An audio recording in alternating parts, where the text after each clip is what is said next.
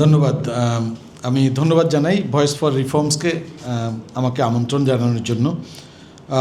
ওই দুই রিপোর্টের বাইরেও হোয়াইট পেপারে চ্যাপ্টার 6 সেটা আমি লিখেছিলাম, তো সেখানেও অনেক স্পেসিফিক জিনিস বলা আছে। আসলে ফরিদ ভাই এবং ফয়সাল ভাই ওনারা একদম স্পেসিফিক্যালি অনেকগুলো জিনিস বলেছে, ইন এডিশন টু আমাদের কিনোট প্রেজেন্টেশনে সবগুলো এসছে। আমার পক্ষে খুব ভ্যালু এডিশন করাটা খুব কঠিন, বাট তারপরে আমি দু একটা জিনিস একটু আলোকপাত করতে চাই।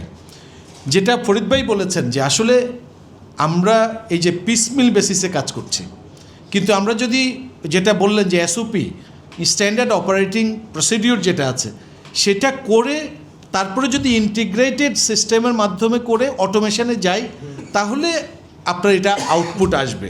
এটা এক নাম্বার জিনিস।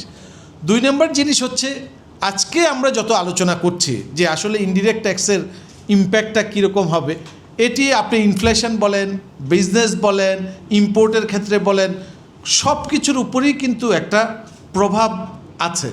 তাহলে আমাদের কি করতে হবে? ইনডিরেক্ট ট্যাক্সের উপর ডিপেন্ডেন্সিটা কমাতে হবে। তাহলে যেটা ইন্ডিয়ার কথা বললো যে 48% তাদের ইনডিরেক্ট ট্যাক্সের, আসলে স্ট্যান্ডার্ড হওয়া উচিত কি সেটা হচ্ছে ডিরেক্ট ট্যাক্সের। আমাদের এখন যেমন ডিরেক্ট ট্যাক্স হচ্ছে 35% আর ইনডিরেক্ট ট্যাক্স হচ্ছে 70%। আসলে উল্টাটা হওয়া উচিত যদি আমরা স্ট্যান্ডার্ড একটু জায়গায় যেতে চাই। এখন সেই জায়গায় যেতে হলে কি হবে? আমাদের এনফোর্সমেন্টে যেতে হবে। যেই জায়গাটা আমাদের এখন গ্যাপ, আমরা কিন্তু সবাই জানি, আপনি যত রিফর্মের স্ট্র্যাটেজি করেন সব কিছু আমরা জানি যে কোথায় প্রবলেম আছে, কোথায় সলিউশন আছে, কিন্তু সেই অনুযায়ী যদি আমি এনফোর্সমেন্টটা না করি, সেটার জন্য যে কমিটমেন্ট, সেটার জন্য যে বিগ পুশ, সেটা যদি আমরা না করতে পারি। এখন আমরা কি করছি? ঠিক আছে, আমার ফিসক্যাল স্পেস তো দরকার। এখন ফিসক্যাল স্পেস না হলে তো আপনি এডুকেশন, হেলথ, সোশ্যাল প্রোটেকশন কোথাও আপনি খরচ করতে পারবেন না। এখন ফিসক্যাল স্পেস বাড়ানোর জন্য সহজ পদ্ধতি কী?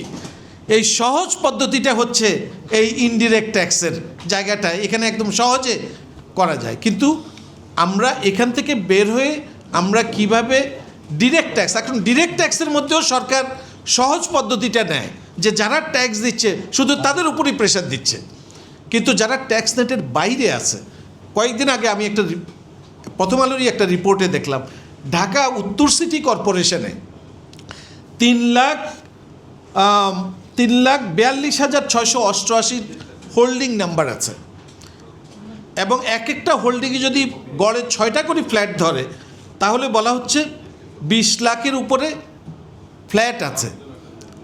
এখন এই 20 লাখ কি আপনার ট্যাক্স নেটের মধ্যে আছে? তারপরে হচ্ছে দক্ষিণ সিটি কর্পোরেশনে এরকম 17 লাখের মতো আছে। আমি জাস্ট উদাহরণটা দিলাম। তাহলে যারা ট্যাক্স নেটের বাইরে আছে, আপনি যদি তাদেরকে না নিয়ে আসেন, শুধুমাত্র যারা ট্যাক্স দিচ্ছে, এই যে আমরা ডিরেক্ট ট্যাক্স বাড়াতে গিয়ে শুধুমাত্র আগে 25% ছিল টপে, তারপরে 30%, এখন এবার শুনছি সেটা আরও বাড়াবে, তাহলে তো সেটা ফেয়ার হলো না। ফেয়ার হবে আপনার ট্যাক্স নেটটা আমরা কীভাবে ব্রডেনিং করতে পারি। আর ওই যে উনি ইন্ডিয়ার কথা বলেছেন, এখন আপনি বাইরে গেলেও, আমি অনেক সময় বিদেশে গেলে কিছু ক্যাশ টাকা নিয়ে যাই, আবার ওই ক্যাশ টাকা নিয়েই ফেরত আসি, কারণ ওই ক্যাশ টাকা খরচ করার, ওরা ক্যাশ দিলে অবাক হয়ে তাকাই থাকে যে ট্যাক্স দিচ্ছে। আপনি আপনার ওই ডিজিটাল আপনি ক্রেডিট কার্ড বলেন অথবা আপনার মোবাইলের মধ্যে ইন্টিগ্রেটেড থাকে, সেটা দিয়ে আপনি পেমেন্ট করে দিচ্ছেন। তাহলে ওই জায়গায় যদি আমরা যেতে চাই, এবং তার জন্য যেটা ফরিদ ভাই বললেন 7-8 হাজার কোটি টাকা ওনারা বলতেছেন ইনভেস্টমেন্ট করার টাইম ফ্রেম, সেগুলো যদি আমরা না করতে পারি, তাহলে এই যে আমরা আলাপ আলোচনা করছি, আমি তো মনে করি অন্তত 1 কোটি মানুষ ট্যাক্স পেয়ার্স আমাদের ট্যাক্স দেওয়ার মতো সক্ষমতা আছে, কিন্তু তাদেরকে আমরা 42-43 লাখ ট্যাক্স দিচ্ছে, ইনকাম ট্যাক্সের কথা বলছে, রিটার্ন দেয়, কিন্তু এর মধ্যে জিরো ট্যাক্স আছে, এর মধ্যে গভর্নমেন্ট অফিসিয়ালস আছে, সব কিছু মিলে অনেক মানুষই ট্যাক্স নেটের বাইরে আছে। তো তাদেরকে আমরা কীভাবে আনতে হলে ওই যে কিউআর কোডের কথা বলা হয়েছে, ইন্টিগ্রেটেড ডিজিটাল সিস্টেমের মধ্যে যদি নিয়ে আসতে পারি। আরেকটা যেটা আমি শেষ করব এটা বলেই, যে ভ্যাটের যে আপনি এত কিছু না করে বরং আপনি নেটটা বাড়ান, যেটা আমাদের ভাই বললেন, আমাদের রেস্তোরাঁ সমিতির প্রেসিডেন্ট উনি ইমরান ভাই বললেন যে আপনার যদি 10,000 কেন রেজিস্টার থাকবে, তো আপনার আপনার তো পয়েন্টগুলো অলরেডি আপনি তো জানেন, তাহলে ওই রেজিস্টার করার জন্য বরং আপনি কমাই দেন। ভ্যাট 15%-এর জায়গায় 10% কেন, আমি বলবো 7.5% করেন। অনেক জায়গায় জিএসটি আছে 7.5%-এর মতো, আপনি কমিয়ে এই ভীতি থেকে দূর করে কিভাবে এই যে সরকারি লোক কর্মকর্তারাই বলছে যে জনগণ ভ্যাট দিচ্ছে, সেটা সরকারের কোষাগারে যাচ্ছে না। এই যে ভ্যাটের যে এটাকে কমপ্লায়েন্সকে আমরা অ্যাড্রেস করতে পারলে কয়েক গুণ এটা বাড়ানো সম্ভব।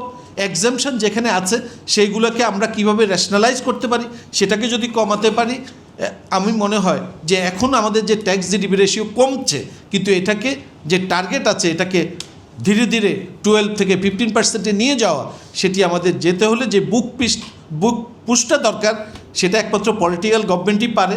এখন ওনাদের কার্যক্রমের উপর রিপোর্ট তো আছে, কিন্তু সবই আছে, আর নতুন করে রিপোর্ট করার দরকার নেই। এনফোর্সমেন্টে যদি আমরা প্রশ্ন, যদি 15 থেকে যেটা আমাদের ফরিদ ভাই বললো বা আপনিও বলতেছেন 10 বা 7.5, তাহলে যে এটা যে ইম্প্যাক্টটা হবে, তো সেই টাকাটা গভর্নমেন্ট এখন কোত্থেকে পাবে? না, এটা ধীরে ধীরে করতে হবে। এই যে আমি যদি আমার নেট বাড়াতে পারি, সেটা দিয়ে তো আপনি পোষায় দিতে পারবেন, কিন্তু এটা সাইমেলটেনিয়াসলি আপনাকে করতে হবে, যে আমার এফার্ট থাকতে হবে। এখন এনবিআর কিছু অটোমেশনের কাজ হাতে নিয়েছে, কিন্তু যেটা ফরিদ ভাই বললেন যে পিসমিল বেসিসে, কিন্তু আপনি ইন্টিগ্রেটেড সিস্টেমে ইন্টার অপারেবিলিটি, যেটা আমি বললাম যে ঢাকা সিটি কর্পোরেশনে যদি আপনার যদি 40 লাখ মানে ফ্ল্যাট ওনার থাকে, তাহলে কজনকে আপনি ট্যাক্স নেটের মধ্যে নিয়ে আসতেছেন? আপনার রিটার্নই জমা দিচ্ছে মানে 42 লাখের মতো। তো এই জায়গাগুলো অ্যাড্রেস করতে পারলে আমার মনে হয় আমাদের ফিসক্যাল স্পেস বাড়ানোর কোনো বিকল্প নাই, কিন্তু সেটার জন্য সহজ পথ থেকে বরং কীভাবে নেটটা আমরা বাড়াতে পারি, যেখানে আমাদের লিকেজ আছে সেটা আমাদের কিভাবে কমাতে পারি। কারণ যদি ভ্যাটের আনট্যাপ পোটেনশিয়ালিটি যেটা, সেটা যদি 30% দিয়ে থাকে, 70%কে আমরা কীভাবে 100% আমরা আনতে পারবো না, কিন্তু কিভাবে আরও লোকটা নিয়ে আসতে পারি। আর যেখানে ইনকাম ট্যাক্সের কথা বলা হচ্ছে 80% যেখানে আনট্যাপড এখনও আছে, তো সেটা আমরা কিভাবে, আমাদের ইকোনমি তো অনেক বড় হয়েছে, এখন $500 বিলিয়ন ডলারের ইকোনমি, সেই অনুযায়ী তো আমাদের মাত্র পাবলিক এক্সপেন্ডিচার যেটা বাজেটের কথা আমরা বলি, সেটা মাত্র 13 to 14%। আপনি ইন্ডিয়ার দিকে তাকান 20%-এর উপরে, আপনি নেপালের দিকে তাকান সেটাও 20%-এর উপরে। তো সেই জায়গায় যদি আমরা না করতে পারি, তাহলে আমরা এই যে এই ইনডিরেক্ট ট্যাক্সের উপর প্রভাব, যেটা বহুমাত্রিক প্রভাব যে ইকোনমিতে, সেটা বলছি, সেটা এই যে আমাদের গরিব মানুষ বলেন, ইনফ্লেশন বলেন, ওই তারাই কিন্তু সেই আলটিমেট কিন্তু সাফারার হচ্ছে। তো সেই জায়গা থেকে আমাদের বেরিয়ে আসতে হবে। আপনাদের অসংখ্য ধন্যবাদ। এবং জি,